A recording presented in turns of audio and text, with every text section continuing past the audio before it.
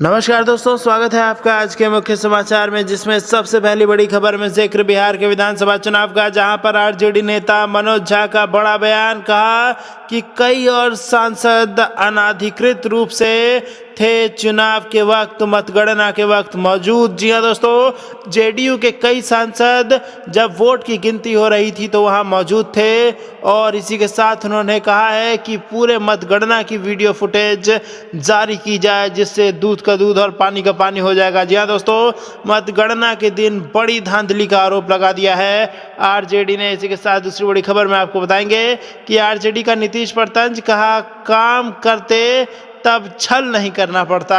और तीसरी बड़ी खबर में जिक्र होगा कि झारखंड के सीएम हेमंत सोरेन का बड़ा बयान। बोले बिहार में एनडीए जीत कर भी हार गई। तो दोस्तों, हर एक खबर की गहराई में आपको ले जाएंगे, लेकिन उससे पहले अगर आपको भी ऐसा लगता है कि बिहार में वाकई एनडीए जीत कर भी हार गई, तो आप अभी इस वीडियो को लाइक कीजिए और इस लाल बटन को दबा के इस चैनल को फ्री में सब्सक्राइब करके घंटी बजाकर कमेंट में लिखिए जय हिंद। दोस्तों, रुक करते हैं तमाम बड़ी खबरों की तरफ। मनोज झा बोले कई और सांसद अनाधिकृत रूप से रहे मौजूद, जारी हो पूरी मतगणना की वीडियो फुटेज। जी हां दोस्तों, बिहार में हाल ही में विधानसभा के चुनावों के नतीजे घोषित किए गए हैं, जिसमें राजद के नेतृत्व वाले महागठबंधन की बिहार चुनावों में हार हुई है, जिसके बाद से राष्ट्रीय जनता दल, राजद समेत महागठबंधन के अन्य नेता मतगणना पर सवाल उठा रहे हैं। याद रहे, बीते मंगलवार को विधानसभा के चुनावों को लेकर मतों की गिनती की गई थी। राज्यसभा सांसद एवं राजद नेता मनोज कुमार झा ने शुक्रवार को ट्वीट कर बिहार में विधानसभा के चुनावों को लेकर हुई मतगणना पर सवाल उठाए हैं। मनोज कुमार झा ने कहा कि बिहार में कई और क्षेत्रों में मतगणना सेंटरों में सांसदों की अनाधिकृत मौजूदगी की शिकायतें सामने आ रही हैं।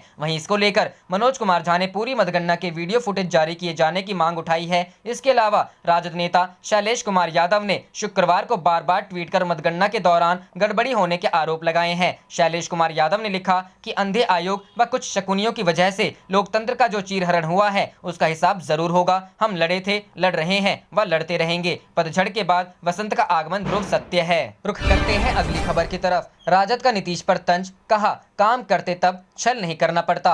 जी हां दोस्तों, राष्ट्रीय जनता दल ने मुख्यमंत्री नीतीश कुमार पर निशाना साधते हुए शुक्रवार को आरोप लगाया कि अगर वे काम करते तब उन्हें छल नहीं करना पड़ता और भाजपा को अपनी बैसाखी भी नहीं बनाना पड़ता। विपक्षी राजद ने ट्वीट किया, नीतीश जी बार बार दोहराते हैं कि हम सिर्फ काम करते हैं, और पूरे बिहार के नागरिक यह सोच सोचकर परेशान होते हैं कि नीतीश जी कौन सा काम करते हैं, कहां और कब काम करते हैं। नीतीश कुमार पर तंज कसते हुए राजद ने कहा, अगर वे काम करते तो जीतने के लिए छल क्यों करना पड़ता, भाजपा को अपनी बैसाखी क्यों बनाना पड़ता और चुनाव में वह नकारे क्यों जाते। गौरतलब है कि एक दिन पहले ही राजद नेता तेजस्वी यादव ने संवाददाता सम्मेलन में कहा था कि जनता का फैसला महागठबंधन के पक्ष में है, वहीं चुनाव आयोग का नतीजा राजग के पक्ष में गया है। उन्होंने कहा था कि नीतीश कुमार तीसरे नंबर पर आ गए हैं और बिहार के लोगों ने जो जनादेश दिया वह बदलाव का जनादेश है। उल्लेखनीय है कि बिहार विधानसभा चुनाव में बेहद रोमांचक मुकाबले में नीतीश कुमार के नेतृत्व वाले राष्ट्रीय जनतांत्रिक गठबंधन ने 243 सीटों में से 125 सीटों पर कब्जा कर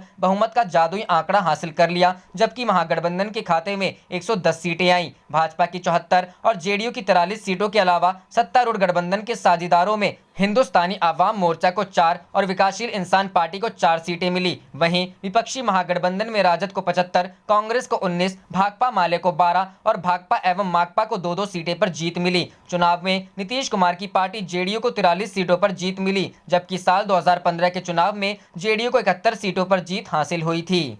रुख करते हैं अगली खबर की तरफ। झारखंड के सीएम हेमंत सोरेन बोले बिहार में एनडीए जीतकर भी हार गई। जी हां दोस्तों, झारखंड के मुख्यमंत्री हेमंत सोरेन ने शुक्रवार को कहा कि एनडीए बिहार में जीतकर भी हार गई। वर्ष 2017 के बाद भाजपा कभी भी अपने बलबूते सरकार नहीं बना पाई है। वे परबत्ता प्रखंड अंतर्गत सतीश नगर गाँव में पूर्व मुख्यमंत्री सतीश प्रसाद सिंह के श्राद्ध क्रम में भाग लेने आए थे। उन्होंने कहा कि भाजपा विशुद्ध रूप से राजनीति की नई परिभाषा गढ़ने का काम कर रही है। झारखंड के मुख्यमंत्री ने कहा कि लोकतंत्र में ऐसी कोशिशें बहुत वक्त तक जिंदा नहीं रहती हैं। बिहार में झामुमो को कम मिलने सीट के सवाल पर उन्होंने इसे अपने घर का मामला बताया। उन्होंने कहा कि दिवंगत पूर्व मुख्यमंत्री सतीश प्रसाद सिंह से उन्होंने बचपन से लगाव था। झारखंड के मुख्यमंत्री हेलीकॉप्टर से भागलपुर जिले के नारायणपुर स्थित जेपी कॉलेज मैदान आए। वहां से सड़क मार्ग से 1:10 पर विलंब से वे सतीश नगर पहुंचे। दिवंगत पूर्व मुख्यमंत्री के परिजनों के साथ लगभग 45 मिनट बिताए और फिर झारखंड लौट गए। रुख करते हैं अगली खबर की तरफ। नई सरकार की तैयारी तेज, नीतीश कुमार ने गवर्नर को सौंपा इस्तीफा। जी हां दोस्तों, बिहार विधानसभा चुनाव में एनडीए को मिली जीत के बाद अब सूबे में नई सरकार की ताजपोशी की तैयारी तेज हो गई है। चौथी बार मुख्यमंत्री बनने की तैयारी कर रहे नीतीश कुमार ने राज्यपाल को अपना इस्तीफा सौंप दिया है। नीतीश कुमार ने राजभवन में राज्यपाल फागू चौहान से मुलाकात की और अपना इस्तीफा सौंपा। इस्तीफा सौंपने के बाद नीतीश कुमार सीएम आवास लौट आए हैं। राज्यपाल फागू चौहान से मुलाकात के पहले नीतीश कैबिनेट की बैठक भी हुई। बैठक में नीतीश कुमार ने दिवंगत नेताओं को याद कर मौन रखा। कैबिनेट की बैठक में नीतीश कुमार ने सभी मंत्रियों को धन्यवाद दिया। उन्होंने कहा कि सभी मंत्रियों की कार्य हमेशा याद रखा जाएगा। कोरोना के समय सभी ने बेहतर काम किया। इसके साथ ही नीतीश कुमार ने मंत्रिमंडल भंग करने की घोषणा भी कर दी है। रुख करते हैं अगली खबर की तरफ। एनडीए की बैठक में नहीं बनी बात, अब 15 नवंबर को फिर होगी बैठक। जी हां दोस्तों, बिहार विधानसभा चुनाव के नतीजे आने के बाद सरकार गठन को लेकर सीएम हाउस में शुक्रवार को बुलाई गई बैठक में कुछ मुद्दे सुलझ नहीं सके। इसके कारण 15 नवंबर को फिर बैठक होगी। चारों दलों के प्रमुख नेताओं ने इस बैठक में भाग लिया। मुख्यमंत्री नीतीश कुमार, उप मुख्यमंत्री सुशील कुमार मोदी, हम के अध्यक्ष जीतन राम मांझी और वीआईपी अध्यक्ष मुकेश सहनी बैठक में शामिल हुए। अंदर खाने से खबर आ रही है कि भाजपा की नजर इस बार विधानसभा अध्यक्ष के पद पर है। सूत्रों के अनुसार सबसे बड़ी पार्टी होने के नाते भाजपा इस बार विधानसभा अध्यक्ष का पद अपने पास रखना चाहती है, क्योंकि सरकार को स्थिर रखने में इस बार विधानसभा अध्यक्ष की बड़ी भूमिका रहेगी। विधानसभा अध्यक्ष को लेकर अंदर खानी यह चर्चा तेज है कि अगर भाजपा विधानसभा अध्यक्ष का पद रख लेती है तो इस बार पार्टी लंबे समय से महत्वपूर्ण विभाग देख रहे मंत्री को विधानसभा अध्यक्ष बनाएगी। भाजपा शिक्षा विभाग भी चाहती है, इसके लिए उस पर विचार परिवार का दबाव है। जब से बिहार में एनडीए की सरकार बनी है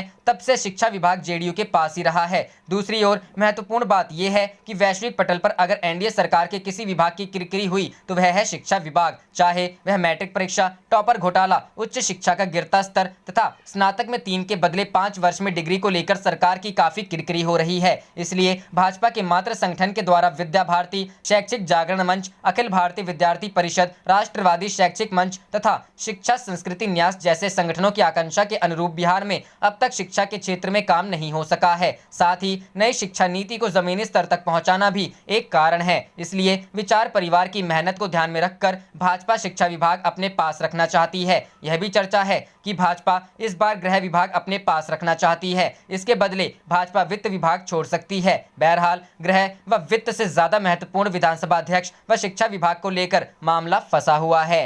रुख करते हैं अगली खबर की तरफ। बिहार जीत के बाद बीजेपी का नीतीश पर दबाव बनाना शुरू, सांसद ने शराबबंदी में बदलाव की मांग उठाई। जी हां दोस्तों, बिहार विधानसभा चुनाव के नतीजे आ चुके हैं। राष्ट्रीय जनतांत्रिक गठबंधन को बहुमत मिला है। गठबंधन में भी बीजेपी सबसे बड़ी पार्टी बनकर उभरी है और नीतीश कुमार की पार्टी जेडीयू को काफी कम सीटें मिली हैं, जिसके बाद से एनडीए की अगली सरकार में नीतीश कुमार का दबदबा कम होने और बीजेपी का दबाव बढ़ने के आस लग रहे हैं। अब इसका उदाहरण भी सामने आ गया है। बिहार में पूरी तरह बड़े भाई की भूमिका में आते हुए बीजेपी ने जेडीयू को शराबबंदी में संशोधन की सलाह दे दी है। बिहार में अगली सरकार के गठन को लेकर बीजेपी जेडीयू में अभी मंथन चल ही रहा था कि शुक्रवार को बीजेपी सांसद निशिकांत दुबे ने सीएम नीतीश कुमार से शराबबंदी में संशोधन की मांग कर दी। निशिकांत दुबे ने ट्वीट कर कहा, बिहार के मुख्यमंत्री नीतीश कुमार से आग्रह है कि शराबबंदी में कुछ संशोधन करें, क्योंकि जिनको पीना या पिलाना है वे नेपाल, बंगाल, झारखंड, उत्तर प्रदेश, मध्य प्रदेश, छत्तीसगढ़ का रास्ता अपनाते हैं। इससे राजस्व की हानि,